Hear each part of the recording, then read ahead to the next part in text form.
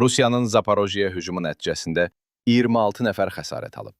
Reutersin xəbərinə görə, bu barədə Zaporojyenin qubernatoru İvan Fyodorov bildirib.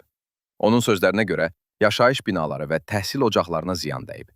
Xilasedicilər dağıntılar altında qalanların axtarışını aparır. RBK Ukrayna isə xəbər verir ki, Ukrayna ordusu Rusiya ordusunu Kupyanskdan geri atıb və şəhərin demək olar ki, 90%-nə nəzarət edir. Bunu Ukrayna ordusunun baş komandanı Aleksandr Sırski bildirib. Aktiv axtarış zərbə əməliyyatları sayəsində işğalçıları Kupyanskdan geri ata bildik və şəhərin ərazisinin demək olar ki, 90%-ni nəzarətə götürdük, deyə Sırski qeyd edib.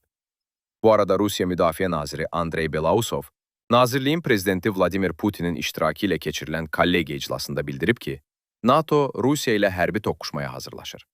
Rusiya Müdafiə nazirinin sözlərinə görə, Şimal Alyansının Rusiya ilə toqquşmasına hazırlıq başlayıb. Belausov qeyd edib ki, NATO 2030-cu illərin əvvəlində Rusiya ilə toqquşmalara hazırlıqlara başlayıb.